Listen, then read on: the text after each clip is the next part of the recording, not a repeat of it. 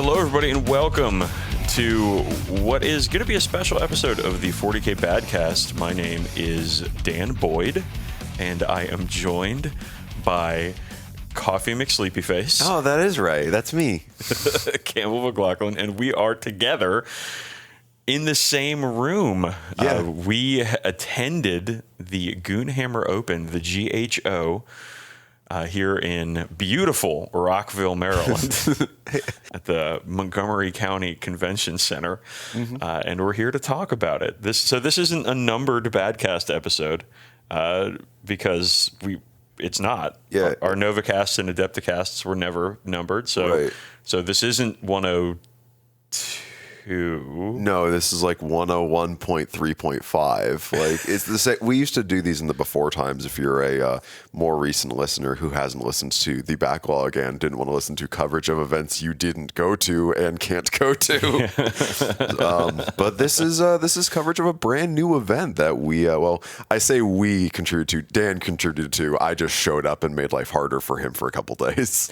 You didn't really make my life harder. You were. Well, okay. Let's just talk about this event. So, at the Goonhammer Open, there are two events. There's a 50-person grand tournament, which by all accounts went swimmingly. But we're not here to talk about that because, as listeners of the podcast know, that neither Campbell nor I are particularly savvy competitive players, and we generally tend to go to events where we can just take it easy and have fun and not worry about winning games. And so I ran the Goonhammer Open Narrative Crusade in 2021. It was a 24-person event with an escalating power level crusade where players would start their first game at 50, second game 75, third game was 50 power level doubles. Fourth game was 100 power level, and fifth game was the dreaded 125 power level. Yeah. Which, there's some takeaways that we're going to get into at the end of this because I learned a lot running this event and running a Crusade event. But we'll talk about that a little bit. So the setup for this event was it's Labor Day weekend here in the United States, and Trazen the Infinite. He never gets invited to barbecues because he's generally a thoroughly annoying presence, galactic presence or whatever. He is upset about this, obviously. And so what he did to enjoy himself on Labor Day weekend is he released 24 of his mid-tier generals from his Pokeballs or Hypercubes or whatever we're calling them. And he told them to battle it out, and the winner gets to leave, and the rest go back into their Pokeballs for eternity. He is Trazen the Infinite, so he's going to be around for a while. This guy has really good healthcare. So that was our extremely flimsy premise, to get this event going because it's a narrative, ostensibly. Right. But in all honesty, it's just an excuse for people to play games that don't really have a big, what's the word I'm looking for?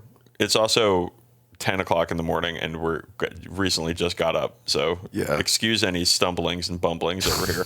More than usual. Yeah, so that was the premise. Fun games, not a lot of give a shit, having a good time. There were 3 awards for the event, one for Best Painted, one for Most Experience gathered over the event, and stay tuned for some thoughts on that, listeners. And one for Most Battle Scars. So that's the one that really matters. That is the one that really matters. Each person who won got a prize pack of some cool cardboard punch-out terrain that looked perfect for Necromunda, a skirmish mat, and a nice purity seal made by none other than Evan Seifring, who's local to me in the greater Mid-Atlantic area, and just an overall nice human being who played in the event too. So he did great work, and so big ups to Evan for that. Thank you, bud. But let's get into the event, Campbell. Yeah. Okay, so setting it up, it was a whole thing. Chris Stover, who many of you will remember us talking about in previous Novacasts, just let us borrow. You borrow. Yeah. 12 tables of his beautiful custom terrain to use, and it looked absolutely fantastic. We've seen it in Nova before. Yeah, and we saw it again here. If you follow us on Twitter, you'll probably see some pictures of us posting of games going on it, and it is like. It's like the fact that every table I played at, the person I was playing with was like, where'd they get this terrain? Who makes this terrain? And it's like, I'm just like, it's Chris Stover's personal collection. Yeah. It's good stuff. So big ups to Chris Stover for that too. He's a great guy. And he actually came by and hung out for a little bit. He couldn't stay the whole time because he had other obligations, but he managed to come out and hang out for a little bit. And I know that he enjoyed it. Okay, so set up. Get everything going Friday night, and you came in from the West Coast. You hilariously told me the wrong time when you were expected. You're like, yeah, I'm flying in around 7. And here I Pacific. am, the idiot, thinking you meant 7 Eastern. Yeah, I thought I meant 7 Eastern too. I'm like, that's a short flight. That's cool.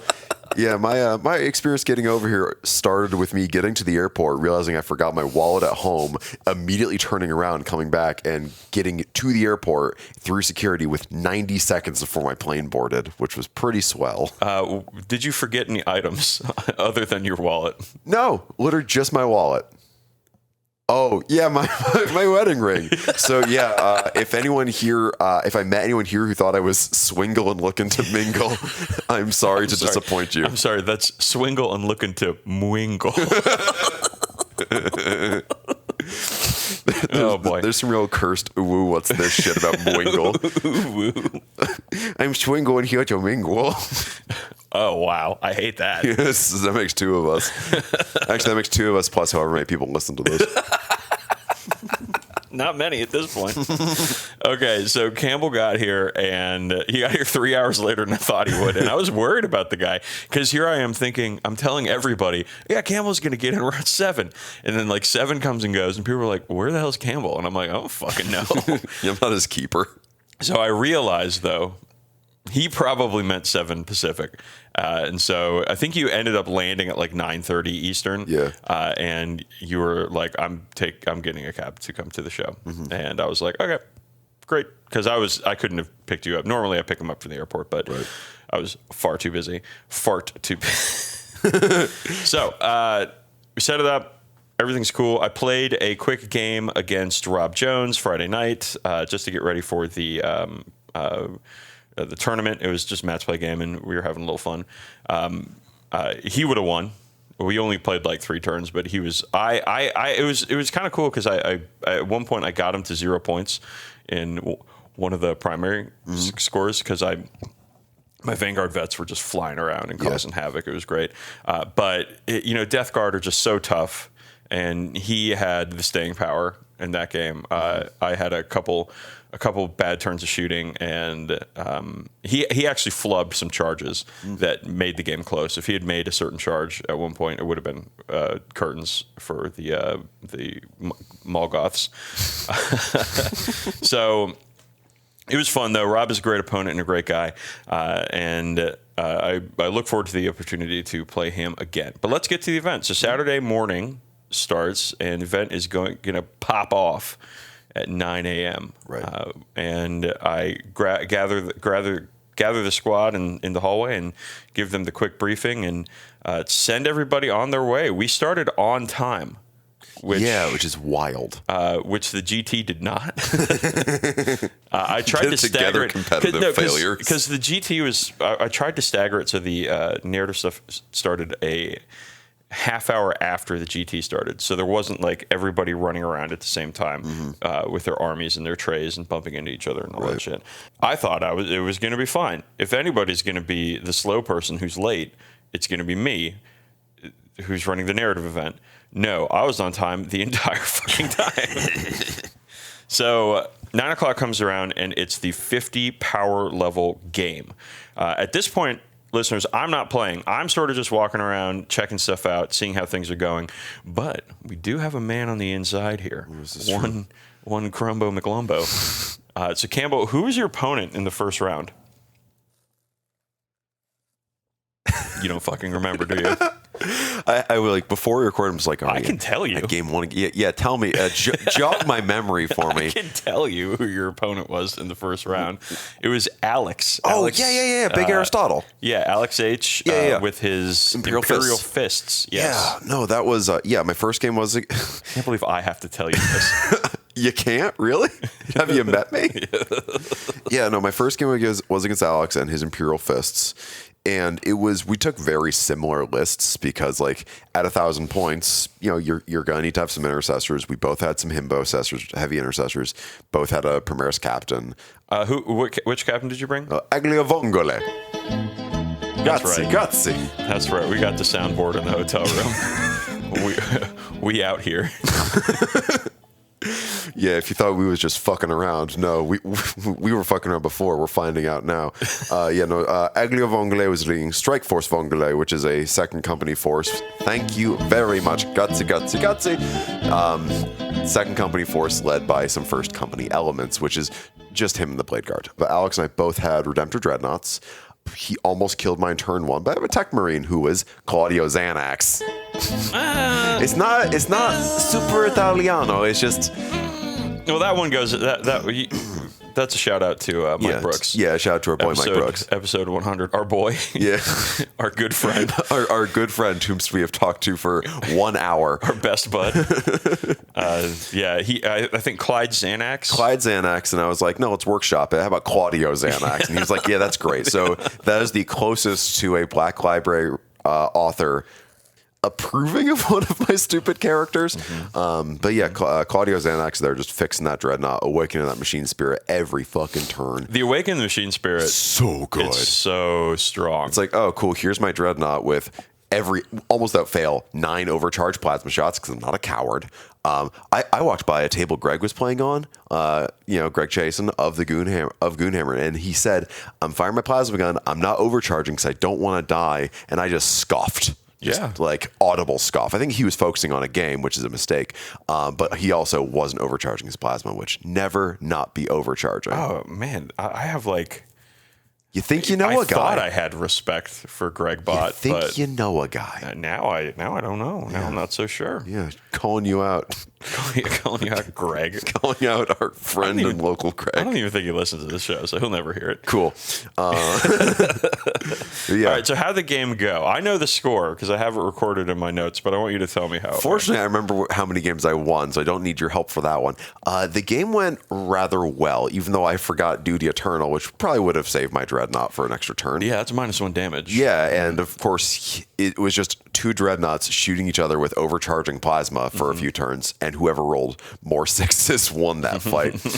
Fortunately, I rolled more 6s, so I won that fight. But then, actually, he killed my Dreadnought, then I killed his with something or other. I think my ATV. I think my ATV. Oh, yeah, because you took the Melta ATV, right? Yeah, I took the Mario Kart Double Dash with me. It was really I ran away with the score. The score, which is 90 to 10, but a little bit lopsided. A little lopsided in the score, but like at the end of the game, he had his himbos left, and I had like mine left and my Tech Marine or some shit. Like I barely had anything left on the table at the end of the game. It was a ton of fun. He is a very enjoyable person to play against. And it was just cool to throw down against an army I've seen on the internet many times, but haven't actually gotten to see in person before. Yeah, absolutely. Alex is a good painter with his Imperial Fist, which is a very tough army to paint, but he's done a fantastic job. We've been talking to him over the internet for years at this point. Since our old Something Awful days. Yeah, so it was actually nice to put a face to the avatar, on Discord or Something Awful or whatever.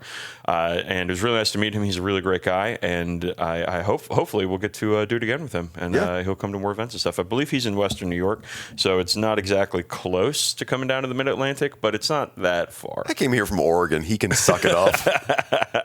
Yeah, you had like a 6-hour flight. He had a 6-hour drive. Yeah. All right. So first round, I did random pairings with this because I just wanted to set it up so everybody could go play. I didn't want to have the whole like who's playing who kind of situation. No one should be looking for a dance partner at 9 o'clock in the morning. Right. I just wanted to send it off and have everybody start playing. And that seemed to work. That seemed to be the thing. However, this round was a little bit lopsided in most of the scores. We've got 70-30, 90-40, 100-20. There's a tie, a 60-60 tie. Nice. And there was a 60-50 game, which seemed really close. 110-0. I don't know how they got to 110. That's a little rude. Evan totally dunked on Rocco on that one. Poor Rocco. So this round was a little bit lopsided, but it's a 50 power level game, and we did the ritual. Yeah. In this mission, your warlord sort of just has to, the defender, your warlord just generates points. Yeah, no. They don't really do much else. Yeah, Aglia Vongole was just standing there. Thank you very much. Just kind of like in full like Goku pose, just screaming and powering up for 5 turns. And much like any, which means actually he did get to fight in the 5th turn. Right. Because he had finally finished powering up and reaching his greater power level, and then he just like stabbed 2 chumps. Yeah. He disappointed me in every single game. Though I do think most everybody had good games. Yeah, it was fun. So there's one little wrinkle to this, was that people could. So it was a crusade, right? Mm-hmm. The way I set it up was double experience throughout the crusade. And for battle scars and battle honors, you have to roll. Right. You cannot choose unless you win a match and it says you can choose in the rewards part of the game. Though people could donate money to Table War charities, and $5 would get you a command point, and $2 would get you a reroll on a battle scar or battle honor. Right. You'd still get a scar or whatever. It was just a chance to reroll what the scar was. Exactly. So amazingly, throughout the event, we generated $718 for Table War charities. That's extremely cool. Which support, medical and help, not service people, but nursing support for autistic folks who are like nonverbal autistic folks, and autism awareness and stuff. It's a great charity run by our friends over at Table War, Doug and Todd, who are some of the greatest people I know in the hobby. Yep. So really good cause, really good people. And we made $718 for them, which I was kind of floored by. I thought it'd be like $200 maybe if we were lucky, but no.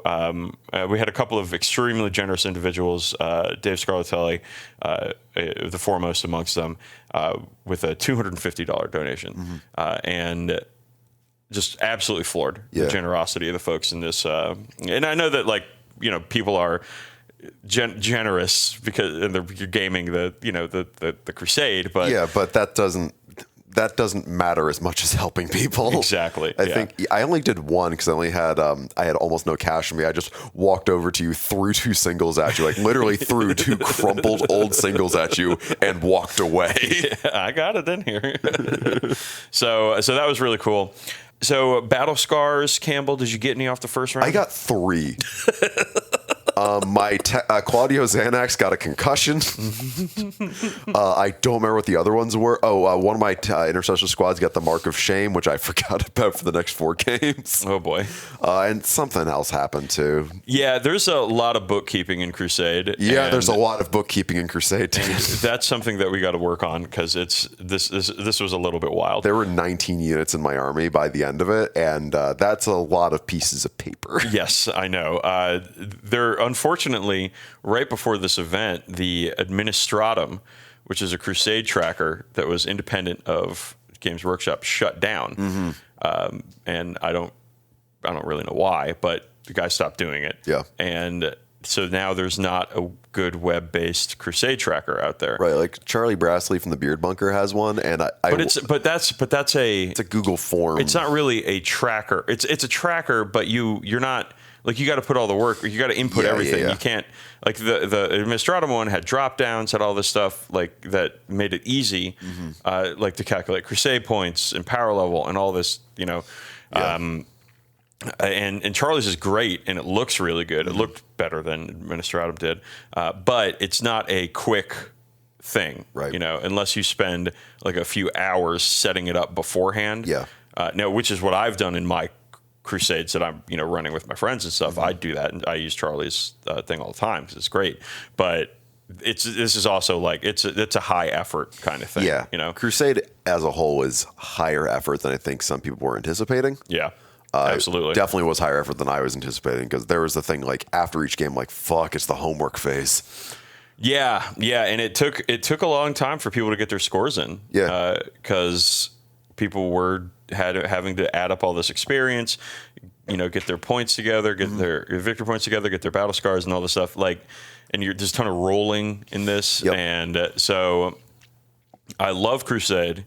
I still think it's a ton of fun, but there's got to be something in between, like just base Crusade and running an event for narrative that doesn't involve all the homework. Right. I'm starting to think that maybe Crusade isn't the best framework for an event like this. Yeah. There's parts of it that I really like the leveling up your squads or your characters or your vehicles or whatever. And I love taking damage and having persistent effects that go through the... it makes the games matter a little bit more. Right. But, there's going to be some retooling for the next time we do this. It just needs to be. But let's move on to round 2. And this one I told people they could pick their opponents if they wanted to, or I would match them up. And I was just matching people up based on how many wins they had. Right. Because try to put winners against winners and losers against losers. Not that anyone's a loser. But nobody really did that for this round. They were I just matched everybody up. And what happened was we got actually close battles in all but like 2 games. Oh, nice. I think the median difference in scores was like 15. That's amazing. So like 40 to 60, 50 to 70, 60 to 50, 30 to 10, 50 to 70, 70 to 90. So all close games throughout round 2, which was really, really fun. And you, Campbell, if I can find your name on my sheet. I know who I played. There we go. I made the decision to play against them. That's right. You went up against one Greg Hess, a.k.a. Greggles, a.k.a. 3D Greg, the master of the Dread Mob himself. Yeah. By the way, if you aren't following him on Twitter, it is at 3D Greg. He posts amazing stuff. Yeah, I've known. Oh, he's a pro follow. Yeah. Yeah, definitely. Like, not just like he's a good painter, but he's just one of the most. He's a fantastic painter. Yeah, he's a fantastic painter, but he is one of the most like positive and joyful influences on this greater community I've ever met. Oh, and his retweet game is stronger than anybody's. Yeah. Because if he sees nice minis on Twitter, he retweets it. Right. And then you get to see all the nice minis. Yeah, if you do want to go to that bird-based hell site, he is definitely one of the remedies to most posting there. But yeah, I've known him since the first time I went to Nova. And I met him. I'm like, this guy rules. And we've never gotten a game. I've known him for like 5 years now, never gotten a game. So we're like, you know what? Let's actually throw down. Because usually at the Nova narrative, we were on the same team. So you wouldn't be playing against each other. And it was a dread mob of like, there was like 18 dreadnoughts or something shit like that in there. He was like 2 mega dreads, 9 dreadnought or def dreads, just like all walkers. Yep. And 1 big mech or regular mech boy just in the midst of it. And there's and the beast boss. Oh, the beast snag a beast boss. Yeah. So he made a custom, because the model's not out yet. Right. He made a custom beast boss on Squigosaur. And that unit kicks dicks. It's a fucking bowling ball, and he sent it. Yeah. So Greg, of course, he's been doing this dread mob shtick for years now. Right, little trust and rust. His painting on these dreadnoughts and large walkers and stuff. Converting is nuts. Yeah, he's so good, such a great hobbyist, and such a great guy. But you guys had a pretty close game, if I am looking at the score. Yeah, so I was a little worried because I'm like, I knew Greg was here, and I was like, I can't wait to play against him. And I'm like, oh shit, it's all vehicles. I forgot he doesn't really do boys very often. No. And my list is all Primaris Marines with a lot of anti-infantry fire, and which became a recurring problem this weekend for me in my games. However, over the course of our game, it was just like my Dreadnought, honorable, venerable brother Thickums himself. I rolled 6 overcharged plasma shots every fucking time. Oh, yes. And that meant I one-shot his Mega Dreads one at a time. Yeah. I was able to just wear down all these dreadnoughts or Def Dreads with just enough massed bolter fire because, yeah, I'm wounding a third of the time with my bolters, but it's AP -2, and he's failing those saves a lot because they're not great saves to make. And he's also got custom Mega Blasters on all of his Def Dreads, and they're all overheating all the time because they're orcs. So his stuff was Greggles never takes the path of cowardice when it comes to overcharging. Well, orcs don't have a choice, really. For what it's worth, orcs are always engaging in bravery mode. But yeah, it still counts, Campbell. This does still count, even if it's bravery by default. I think my favorite moment of the game was his Def Dread. One of his Def Dreads, which had 3 custom Mega Blasters, I charged it with my Blade Guard, my surviving Blade Guard Sergeant, because my Blade Guard died when my repulsor exploded. With one of my lieutenants, I think, and Lieutenant Diasco Valare. Thank you. And of course, Captain Aglio Vongole.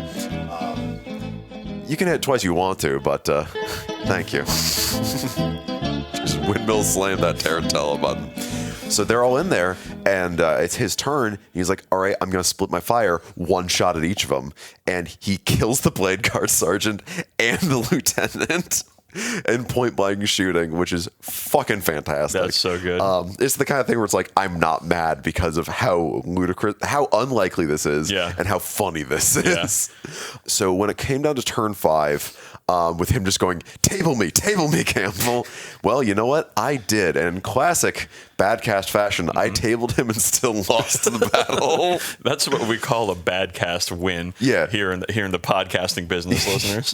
This is a tabling your opponent and still losing is a fine tradition started by Campbell in Nova 2016. And I think we've upheld this tradition for a long time. Yeah, I get at least 1 or 2 tabled but lost games a year, and I'm happy to report them to you every single time.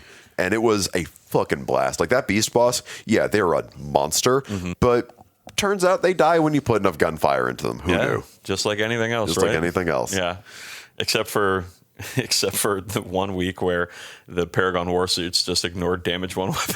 Yeah, there was a guy Forrest on my game. They never did, but people said they did. Yeah, there was a guy Forrest on my game store who was he was like, okay, so technically this can be read this way, and I was like, no, it's to a minimum of 1. It's implied. Not in this house, motherfucker. Yeah, so that was round 2. Again, very close round. We had a lot of good games here, and hopefully people were really enjoying themselves.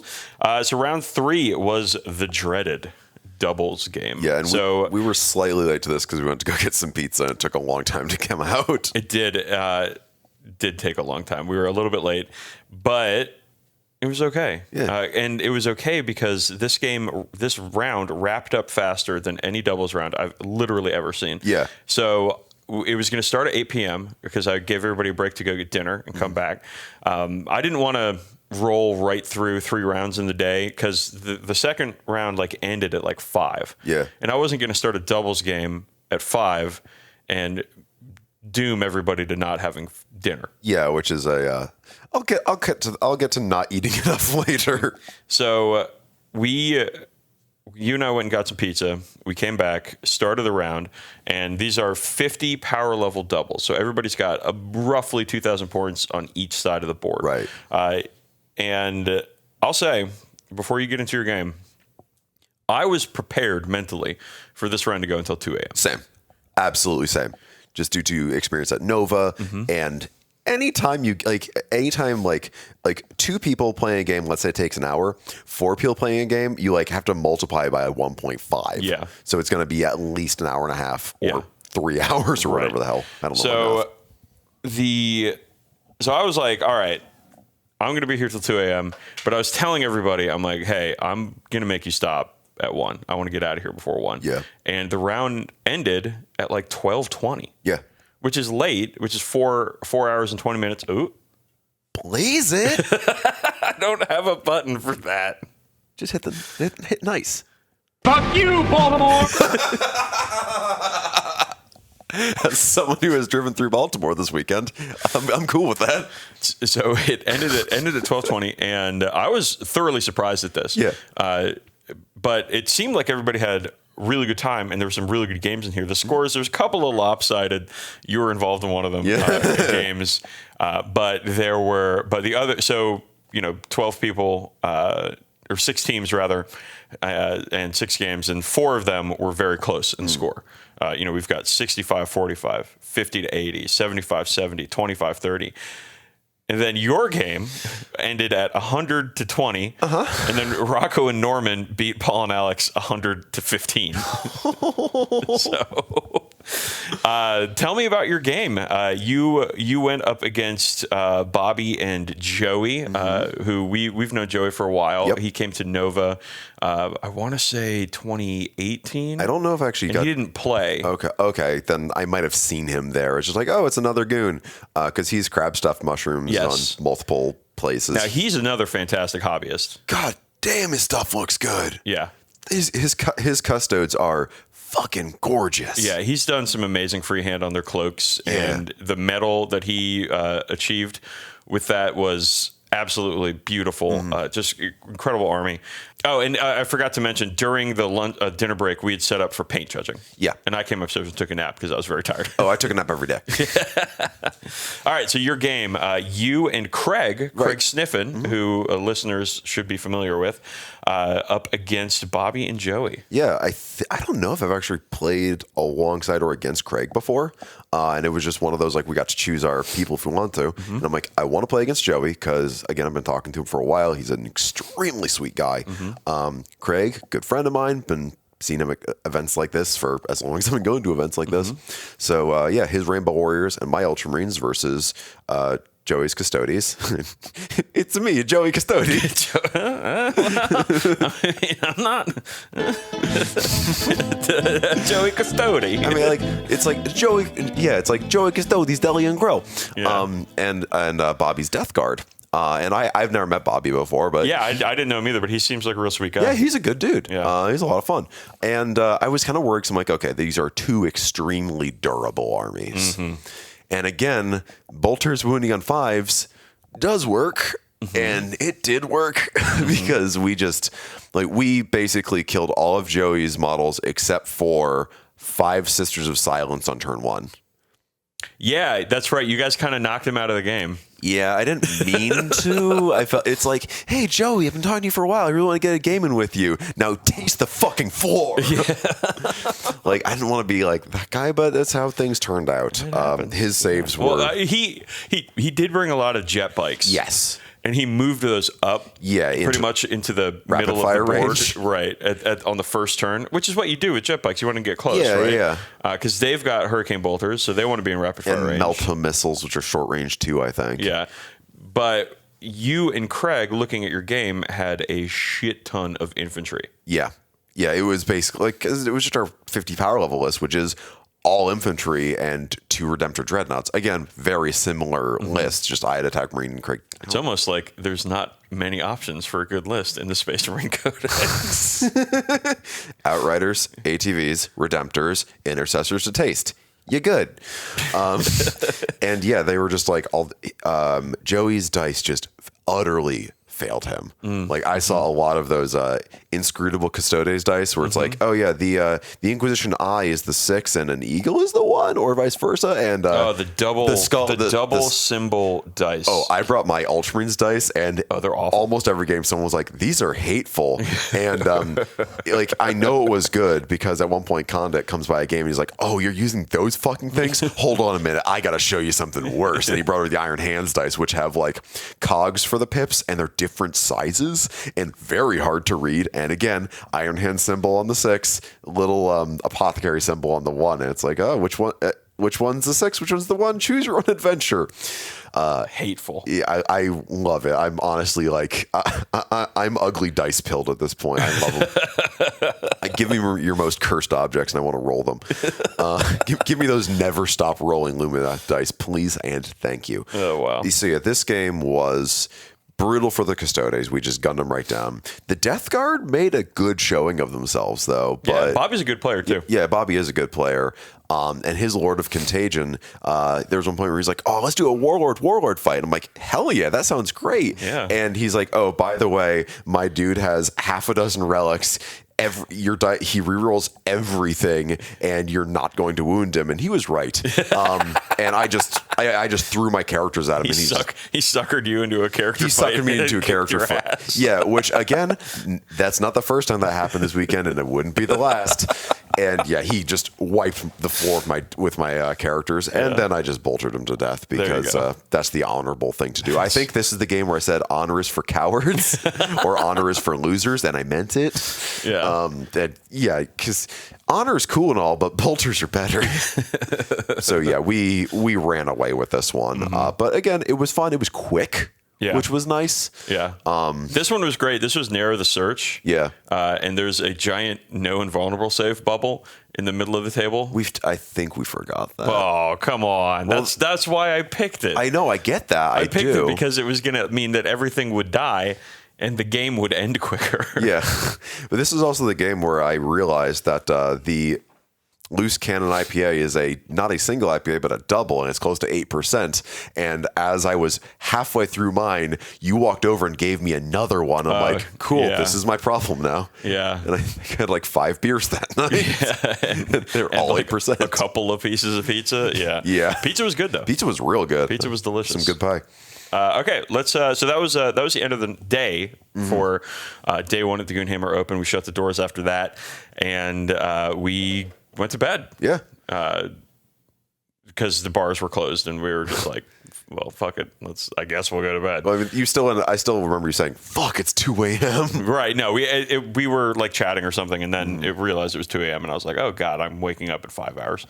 Yep. So round 4 comes around. This is the 100 power level game. It's Sunday morning, 9 a.m., and get down there, and I can tell people are tired. Yeah. Long day. Because it was a long day yesterday, and it's 9 o'clock in the morning. You know, I didn't want to start too late, though, because I wanted to get people out at a reasonable time, which we did, which was achieved. Yeah, it was achieved. We finished up at like 6. Yeah. Which, I mean, like the GT didn't finish up until like 9 or 8 rather. 8, so like, and the local people that are like driving or need to get out of here or something, like 6 is reasonable. Yeah. You know? So let's talk about this fourth round here, 100 power level. You know, I was excited for this one because this was like, you know, this is your standard game size. Yeah, this is when your list comes to life. Right. And we had a lot of great hobbyists show up to the event, a lot of beautiful armies, a lot of really, really well painted stuff. And I was just happy to go around and look at everybody's, you know, armies and stuff as they were setting up for the round. It looked great. All right. So your opponent in round 4 was Mr. Patrick Cargill, who's a friend of ours from various Nova and events and Astratus campaigns, and is my motorcycle buddy. Yeah, you guys were talking about bikes for a while, and I was like, cool, I'm going to check the fuck out and just live in my mind palace for an hour. Yeah, so he brought, like Greggles, all dreadnoughts. Yeah. But these are all Space Wolf dreadnoughts. Right. I wasn't expecting to fight against 2 Dread Bash lists this weekend. But again, I guess I'm just not allowed to roll 4s to wound anything. No. Why would you? Why would I? I like the Space Wolf dreadnought idea because, you know, Space Wolves power up on the charge, basically. Yeah. So charging dreadnoughts hitting on 2s is pretty money. I mean, it also meant his Repulsor Executioner was charging my guys and hitting on 5s. Which I have nothing but respect for that. Fuck yeah, dude. All right, so how'd this game go? Oh, yeah. So, much like the first time I played against the Dreadnought list, it went rather well for me. Because in the 100 power level, it means I have my Repulsor in there, which has its las cannons and, you know, Gatling guns and all that stuff. And that's also when my Eradicators come out to play. And I combat squatted those fuckers. And good. Total obliteration, baby. Total obliteration. It was gross. His list. Here's 3 guys with 6 Melta shots, and whatever they're shooting at is fucking dead. And also their core, so I'm rerolling 1s on the hits and the wounds, which is extremely good. Yeah, turn 1, I think I blew up 1 or 2 of his dreadnoughts, brought another 1 or 2 down to 1 down to 3 wounds. Brought his he had the Stormwolf flyer, brought that down to 1. I was able to chuck a crack grenade into the air intake and do some damage on that one, which again did that a lot this weekend. The amount of spitefully thrown crack grenades at characters and shit that happened this weekend was great. You got them. You gotta lob that thing. But yeah, no, the game itself went rather well for me. He still did a lot of damage because once those Space Wolf Dreads get into melee, they just chew up whatever they run into. I got hit on 2s, wound on 2s, ruining 1s here and there. But I was able to get on more objectives because I had at that point 16 units in my list, and they weren't dreadnoughts, so they could actually hang out and just hide somewhere for a while. Yeah, that's the issue with meme lists is if you got to have objective scorers in your list, right? But if your list is all dreadnoughts, all your dreadnoughts have to be doing shit every turn. Yeah, it's the problem with night lists too. Anything like this where you just don't have many pieces to play with. It does mean your army plays very fast, though, which is handy. And of course, he had a Repulsor Executioner, which was a pretty constant thorn in my side in this battle. They're not all that good, but they're not bad. Yeah, that's the thing. What? Doesn't matter. Yeah, there's some circuitous double, triple negative 5D chess logic going on. Because in here. 8th edition, they were firing twice if they moved half speed. Gross. With that ridiculous cannon. The cannon is still really strong. It still hits on 2s. But they don't get to fire twice anymore, and they're still 350 points. So. Yeah, but it's not a durable chassis. Yeah. But at one point, he charged a dreadnought into... So my favorite stratagem is the somewhat busted, not FAQ'd for whatever reason, Ultramarines defensive focus stratagem, where if you charge a unit, up to 3 other units than 6 can fire Overwatch as well as that one. And it's not the Overwatch stratagem, so you can Overwatch with something else somewhere else if you want to. Okay. So he charged a dreadnought into a squad or whatever, and I'm like, cool. My Repulsor, my Eradicators, and some Intercessors are going to fire on Overwatch now. Yeah. And that is how I obliterated a Dreadnought on the charge with a pair of boxcars from some Eradicators. Oh, no. All you got to do to win is roll 6s, apparently. You just got to roll 6s and have Eradicators. That's what you need to do to win. And yeah, I did end up tabling him. Oh, boy. It took till turn 5, and I ran away with points as well. Yeah, it looks like the score here was 90 to 35. Yeah, because he still killed a couple of my characters and got the points in that one because the Intel one, I think. Yeah, cut off the head. Cut off the head. Yeah. So you're just trying to kill characters and upload data and shit like that. But it was still a ton of fun. I wish it was probably a little bit. It was a little bit lopsided. There was on turn 3. He's like, "Do you want to call it?" I'm like, in my heart and mind, yes, but I gotta get them sweet experience points, my guy. So that's how. But that did mean the game went long enough that his Repulsor Executioner got to charge my Eradicators. Hell yeah, which was pretty all right. Yeah, but yeah, Patrick's a great dude. I'm glad I was able to have a game with him, even if I was like, I haven't had breakfast, I am sweating and shaking right now. I was fucking trembling, and I'm like, I'm not that invested in this game. What's going on? Oh, I had beer for dinner last night and the night before, and just don't have any food in my body. So I just went to the bar afterwards and just kind of glumly destroyed a turkey sandwich. Right. Yeah. There's some highlights here of this round. Phil and Greg D. We had 3 Gregs in the. It was a regularity. Yeah. Greg D. Their game at the end of it, the result was 136 to 132. Jeez. I have no idea how they scored that many points. And Jesus I'm not going to delve into it, but a 4-point difference with triple digits on both sides. That's insane. We also had Joe Adonis, the Battle of the Joeys. Joe Adonis versus Joey. Joe lost 0 to 60. The only game, I think he lost the top table. I'm doing air quotes because there was not really a top table. I was calling him Joe Adonis because I knew his last name started with A, but I forgot what it was. Yeah. So I was like, Joe Adonis, and then now it's his Discord name and his legal name. I hope he changes it. It sounds like a 70s wrestler. Oh yeah. Joe Adonis has some it has some real like 70s wrestler, American Gladiators. Yeah. I guess men's roller derby sort of energy to Yeah, it. yeah. No, I'm into it. I'm very. Sometimes you come up with a name, it just sticks. Yeah. Like Crimbo McLimbo. So this one, this game, there's some lopsided ones in this round though. Not a ton of competitive games. So that wasn't great, but. What are you gonna do? It's narrative. It's narrative. It's Crusade games. They swing wildly out of control from time to time. All right. So final round started around 2 p.m. We had some drops. Some people needed to like start driving home. Yep. Greggles, he decided to not play on the second day because he was just like his legs and feet were killing him. Yeah, there's a lot of like physical toll and physical, mental, spiritual toll being taken from events like this. Yeah. That I just, since no one's done them in 2 years, the stamina just ain't there. Exactly. Yeah. So going into round 5. So this is when we had some interesting games happening because our 3 winning categories: best painted, most experience, and most battle scars, right?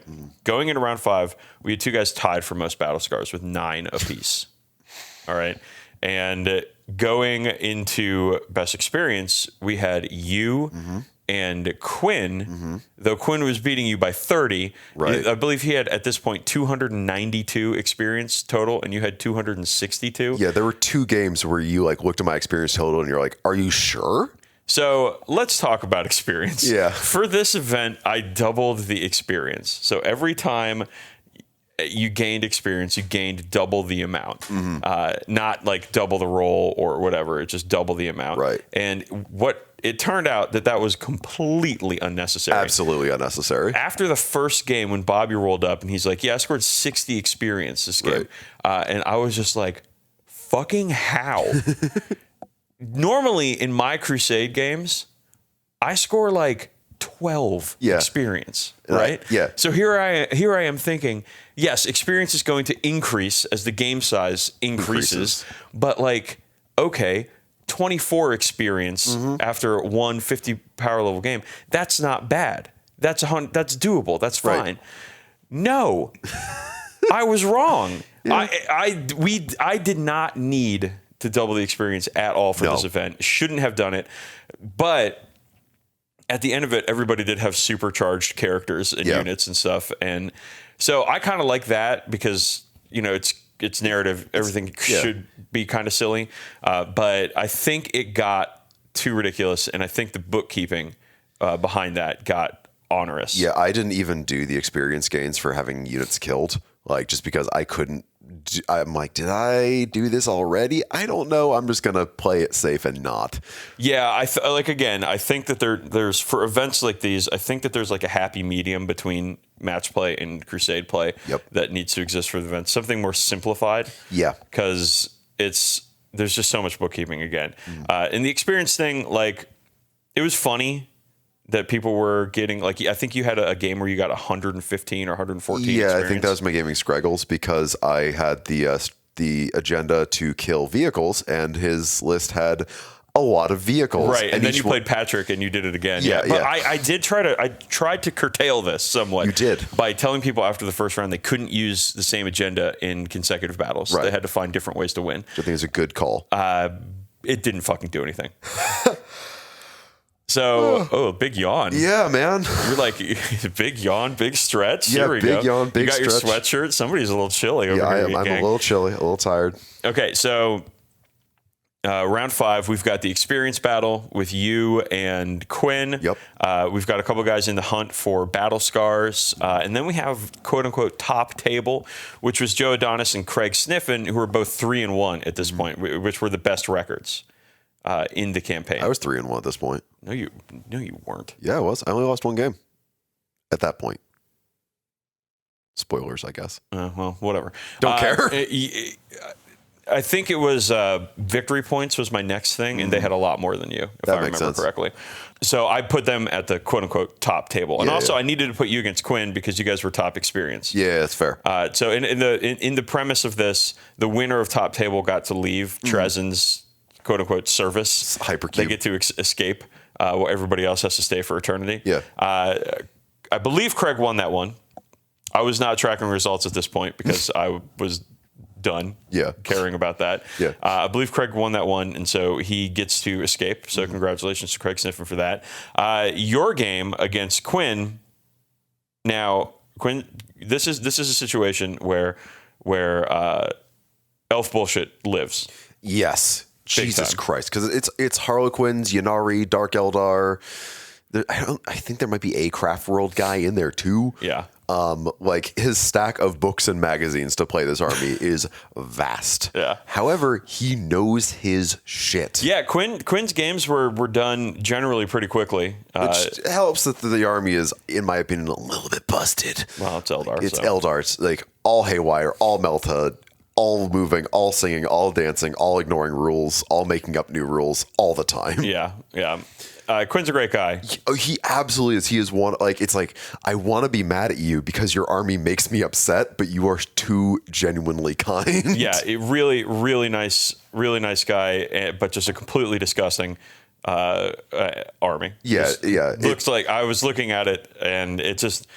I was thinking about playing it, and I was just like, man, I think I would know. So okay, this is also for me a rematch because he and I played together a few months ago because he has family near where I live in Oregon, and he just reached out to me. He was like, hey, I'm going to be in your neck of the woods. We're both vaccinated. Let's get a game in. And he absolutely destroyed me. Yeah. Like it was an unkind dumpstering full of apologies and like, sorry, bud, glad I could come to your house and make kick your ass and make you feel eat your lunch. Yeah, come to Oregon for an ass kicking. Mine. And yeah, because like it's a list where again I had the same mental trap where I'm like, there's not that much stuff. They're just a couple boats and a couple like toughness 3 elves. This is not going to be hard to kill. And it's like, oh, they all have 3-up invuln saves and are -1 to be hit. Yeah. And they can also move 22 inches and do everything. So they shall know no rules. They shall know no rules, which he even said to me. So he knows what's up. But his army is extremely cool. It's all like converted Corsair Exodite shit with a lot of like Age of Sigmar kits worked in there, and he was telling me some plans he's got for homunculus covens in there too, which sound dope. No, he's a great hobbyist and a great painter too. Yeah, he is. Yeah. His stuff looks awesome. Yeah. And the idea of transporting that army gives, especially to an event like this, where again it's Dark Eldar boats compounded fragility by adding extra wings and stuff, gives me serious agita. Yeah. But yeah, they didn't look broken or anything of the sort. So we start the game, and it's like long ways deployment. And I roll the choice of first turn. And he's like, okay, I'm going to put these 2 units in reserves and use the stratagem to do it. And I'm like, you can have first turn. And that was like, I saw like the like in his eyes, just absolute bafflement and confusion because he's like, I didn't account for this. I didn't plan for this. What the fuck do I do now? Yeah, and listeners, in Crusade play, most missions you're still allowed to choose for first turn when you roll and win, unlike match play, where if you win the dice roll, you have to do first turn, which is confounding because there's not a single army in match play that has a higher win rate going second than going first. Right. So I know that Games Workshop is trying to like game it so you couldn't choose and or something, but still, for every army in the game in match play, the win rate is higher for go first than go second. Yeah, but I'm like, I know if I go first, I'm going to waste my first turn because his whole army's hidden pretty much. Yeah. Like behind buildings, in cover, in reserves, whatever. I'd be able to maybe get a few pot shots on downrange, and going first just to get 2 missed las cannon shots ain't worth it. No. So I gave him the first turn, and that was like the one. I feel like that's the one time I feel like I outfoxed him in that entire game because, like, yeah, he's like, well, I got to move up because I don't want to waste my first turn, and his first turn didn't do much. Like, killed a few Marines, like maybe it killed my screening infiltrators, but that's what they're there for. Their job is to die, but it also meant his shit was up front, and I was able to like start boltering his stuff down, which played out pretty well for me. And he even he has Incarn hidden because he didn't want to deep strike it and have the zone denied by my infiltrators, and he the Incarn has this really cool, great ability that I super love, that when you kill a unit in the army, he just gets to be there now, and yeet himself 48 inches across the table, which he did. But that meant he was up front and center. And I'm like, cool. I know where your big heavy hitter is. I can do something about that. Mm-hmm. So on turn 1, he started running away with objectives because there's 8 fucking objectives in this mission. Yeah, this is an onslaught game. So we played it. It was 125 power level. Yeah. But we didn't have the large tables. It was a regular 60 by 44 table. So it was a little cramped for 125 power level. But it's a fucking narrative event. Yeah, so fuck it. It wasn't like I didn't really feel the pressures of the table size hit me much, but also because I wasn't a super maneuverable army to begin with. Yeah. And while he gets up in my grill and I'm able to actually react to him first, which felt real good. I was able to cut down the Incarn before they got to do anything. Mm-hmm. This was the first and only game where I got to use the purity seals on half of my units to deny a psychic power, which I failed all but once. I kept him from reading my Tech Marine's mind, which I assume would just sound kind of like a dial-up modem going off. It's a tough matchup. It's a really tough matchup. And I was able to focus down a lot of his stuff fast enough to keep it from doing too much damage. But eventually, there's such a perverse amount of haywire and melta in that list that eventually some gets through. Yeah. And it started getting through. Right. And this is also what I would say, it felt like my best game, just from a competitive mindset, like the one where I was paying the most attention, I was the most present. My opponent was similarly on the same level. And while there was a truly rude amount of elf bullshit going on, I was able to nearly table him. Oh, wow. And while he was running away with points, because he was running away with points the whole time, I kind of had this thing where I'm like, okay, I'm not going to win this game. There's no way I'm going to win this game. Mm-hmm. There's no way I'm going to get more experience than him, too, because He started with a 30. He started with a 38-point experience lead. I couldn't take No Fear, I couldn't take one of them that was priority target, which would have been a great one because he had so many vehicles, but I couldn't take it because I took the one before that. And also, at 4 agendas, I think he got 5 agendas. Yeah, there's some ability for Dark Eldar where they can use their Crusade points, their bespoke Crusade mechanic to manufacture another agenda. Yeah. And they have ones they can actually accomplish. I had forgotten about that. Yeah. If I had remembered that before this event, I would have outlawed the use of that. Yeah. Just because experience is a prize thing here, and somebody who's just taking because they have a certain army who just gets an extra agenda, that's more experience per game. Yeah. And this is how or one of the reasons why Quinn's a very good player and he knows how to play the game. Yeah, he really does. But it was you've got one more agenda than everybody else in the event. So if I had remembered that, I would have outlawed that the use of that because again, it's kind of unfair. Yeah, but he's over there again, playing 5-dimensional chess, being all right, I'm gonna take this agenda, this one, we're gonna score these ones, which he was doing constantly, and on my side, I'm like, fuck, we have to think of how many agendas for this? Yeah. I'm like, 4? I can keep 1, maybe 2 in my head, tops. Because I was like, I'm going to take retrieve the Auspex data one, whatever. And he's like, oh. And I'm like, turn 1. I'm like, okay, these guys who rolled up the advance where they can do an action, still shoot, they're going to do it here. And he's like, you have to do it in my deployment zone. I'm like, well, fuck, I'm not getting that one then. So I'm glad I read the first sentence, not the second sentence of that agenda. So I didn't get, I got a decent amount of experience points just because you totally did. I got Witch Hunter and Assassins and No Fear, but No Fear I almost never got because he would either kill a unit outright or ignore it. You ended the campaign, the Crusade here, with 346 experience points total. Quinn had 412. Yeah. So he was racking them up. Yeah. No Dark Eldar pun intended. He was also in the running for Battle Scars too. Oh man. At the end he got a ton at the end of that game because I killed a lot of his shit. Spoiler alert: Quinn won for best experience. Quinn won for best experience, and he won the game we played. He totally deserved it. I'm not saying that the only reason Quinn won is because he had the extra agenda. Right. I'm not saying that. But it helped. So, my goal with this game was okay, I'm not going to win because I can't win against this army. Space Marines versus Inari is such a bad matchup for the Space Marines. Bad matchup for fucking everybody. Yeah, because they have every tool they Except have. for Black Templar. That one in time, 8th edition. yeah, that one time against Katie, where I just like my idiot savant energy took that game away. You're all small Marine Black Templar army against Katie's Yunari, and you're just like, oh, I'll deny all of your psychic powers and then kill you with my Land Raider. Yeah, my Land Raider Crusader, Puer Malus, the fuckboy crusher. Yeah, just bolted the shit out of that army. Oh, poor Katie. Yeah, poor Katie. But you know what? She was playing Yunari, so I don't feel too bad. Yeah. But yeah, I wanted to basically be like, okay, I'm not gonna win this game, but I want to make a show of it. I want to like avenge myself here because of how bad I got crushed the first time, and I feel like I did. Good. Because I played a good game against a good player. I took apart almost all of his army, save for like a raider that was mostly dead, a single rat, a single witch, a death jester, and a single incubi or something like that.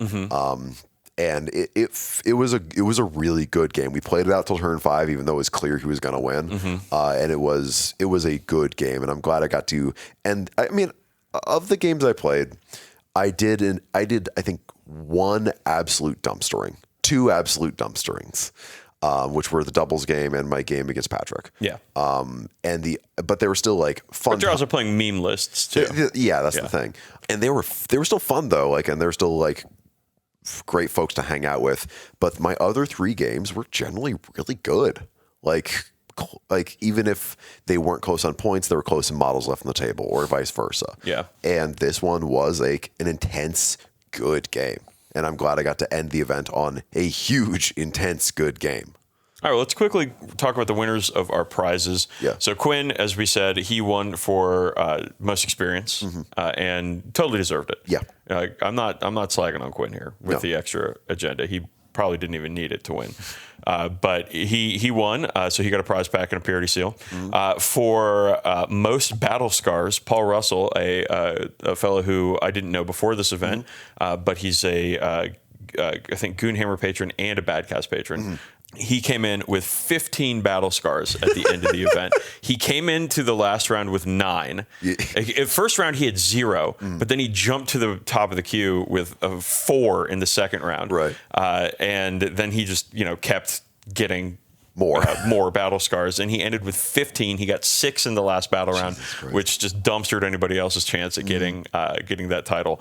And so he got the knows the true meaning of suffering award and a prize pack there. And then best painted went to our friend Craig Sniffen. Now, I should say, disclaimer time, I wasn't a painting judge for my event, and I shouldn't have been, because I'm friends with a lot of people in this event. Yes. And we should also disclaim that you were not allowed to win Best Painted in this event because it's my event. Right. And I can't be giving you awards for Best Painted. Yeah. Do I love your army and think it is at the very least in the top 3 of the painted armies in the event? Absolutely. But I can't give you a prize for it because we're podcast hosts together. Yeah, I'm not mad that you can't do a nepotism to me. And I completely understand. I put my army out for paint judging just because I wanted to show them off. Right, and you deservedly should, because they look amazing. So Craig did win, though, with his Rainbow Warriors. Yeah. Craig has done a fantastic job on this army.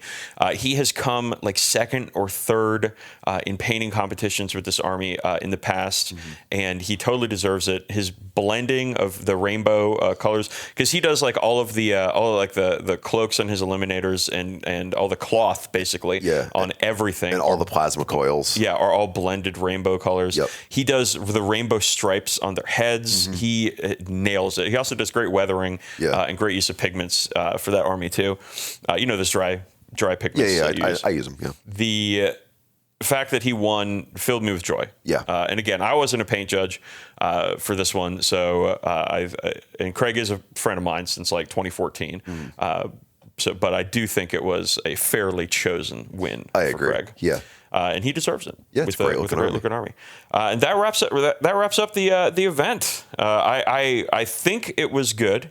I had a great time. There are going to be changes for the next time. Double experience is almost certainly out the window. Yep. The last round, I allowed people they didn't have to play the 125 power level game if they didn't want to. A lot of people didn't. Yeah, a lot of people didn't. Chris and Evan even played a 50 power level game because they weren't in the running for any of the prizes, and they were just like, we want to play a quick game. Yeah. Which I totally respect. I think, okay, my thought, I didn't want to start at 25 power level games. That's usually where Crusades start, because I was like, this is an event, people want to use their stuff, want to get into it.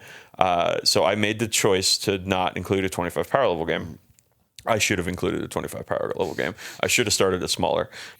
Then we were having beers last night after the game, and Phil came up and he said, maybe we should do a de-escalation campaign next time, where your first game is your biggest game and your last game is your smallest game, and see how that goes. And I think that's a really intriguing idea. It is. I'm going to dive into doing that or figure out something with that. Yeah, and I think narratively it kind of ties the idea of like forces being depleted over time. Right. Yeah.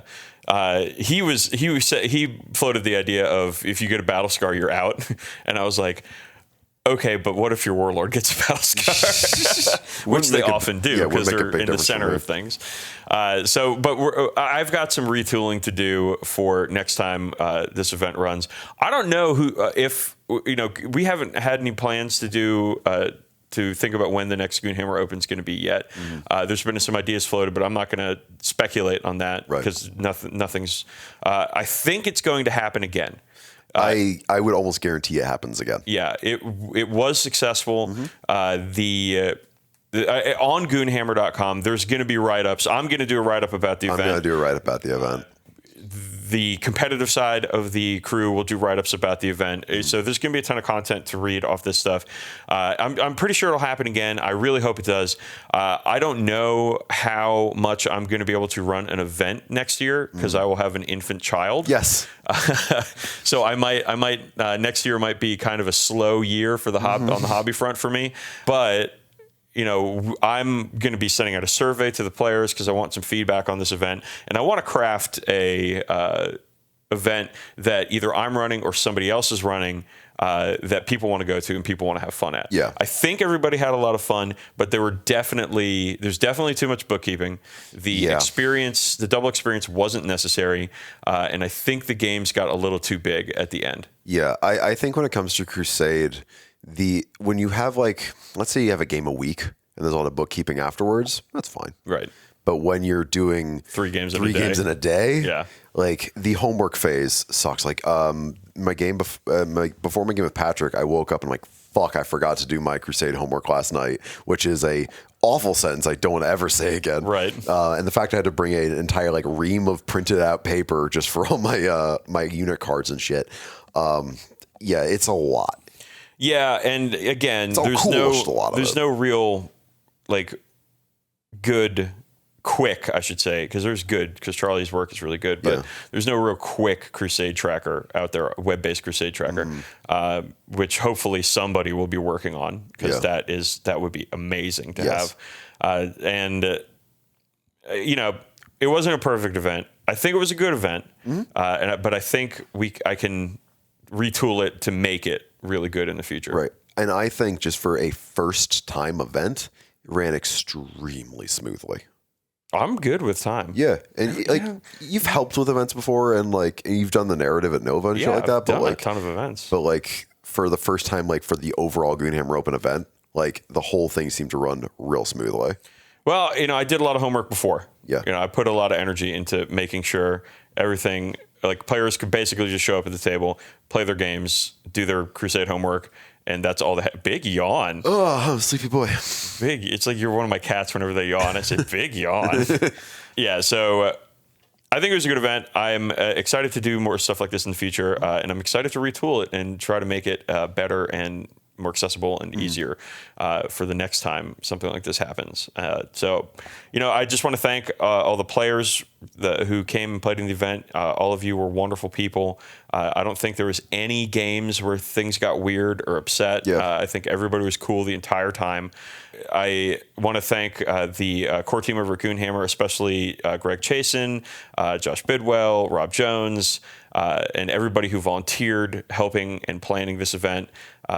It was a really great time, and I think people really needed this. Also, want to shout out to Goonhammer for making it vaccine and mask mandatory the entire time. Yes, we were checking vaccine cards at the registration desk, and masks were worn by everybody the entire time. Yeah, I did not see a single person like unmasked. Like aside from just like taking a sip of water, or a bite of food, or whatever. But like I didn't see a single person in the game hall without a mask on. Yeah, contrast that to GW's official events in Orlando, where nobody's wearing masks the entire time. It helps that we're not in Florida. Right. Thankfully, Montgomery County, Maryland has a vaccine and mask mandate for any indoor stuff. That was a huge part in like actually pulling this off too, because I would have been real squishy about coming and doing this if it wasn't vaccine and masks. Yeah. Because the Delta variant is a real fucking deal. Yeah. And I don't want to get sick. I don't want anybody I know to get sick. And I want people to be acting in a responsible manner. And thankfully, everybody did. Yeah. So great event. Goonhammer Open 2021, the inaugural event. I am just thrilled that we got through it. Thrilled that it went off with a minimum amount of hitches. And Campbell, we got to go, bud. We got to go get in the U-Haul and take the stuff back to Chris Stover's house. Yeah, we do. Got to get food in. Got to get home. We got to ramble on. So listeners, thank you so much for listening. We will be back probably in 2 weeks with a regular episode, I think 102. And because Campbell's got a thing. Yep. I'm sure I have things. I don't even know. It's like my sight beyond this weekend was clouded because I was like, I'm focusing on this weekend. Yeah. And so I think coming up, I'm like, I don't have much to do, much going on. So that's good. But what a time. 2 years it's been since we've gone to an event. 2.5 years for you. For me, because you had to miss Nova 19. Yeah. Just incredible fun, really good time. And it's been a long, long time since we got to do something like this, and I had a blast. Yeah, in a lot of ways, I feel like I'm back, baby, because it's like I'm doing this again. Yeah, and for me, this might be the last event that I really take part in, like the whole time for a while. Yeah. Because, Adepticon next year, I'll have a month-old child. Right. So that's not going to happen. No. Let's just be honest. It's not going to happen. Nova next year, Nova's under new management, and they're moving full steam ahead for Labor Day 2022. I'll have a 6-month-old child, and that I might be able to come to a couple of days or something. So I don't know how much I'm going to be able to help set that up. But fortunately, Chris Stover is going to be taking charge of that, the narrative event. I'm planning on helping him, but we'll see. Big stretch, big yawn over here, guy. Yeah, man. Whenever people want to do the Goonhammer Open for 2022, we'll see what happens then. So next year might be a kind of a light event thing for me, just because baby. But so I'm really happy that I got to come here and do this. It was a really, really good time. Yeah, it's a lot. Seeing a lot of friendly faces, or at least 2/3 of them, just after so long has been really it fills my heart with joy and happiness, There you go. Makes me a happy boy. There you go. All right, gang, we got to get into U-Haul and ramble on. Thank you for listening. We'll be back in 2 weeks. We're the 40k Badcast. We're bad at 40k, and you can too, and we will see you in the next cartoon.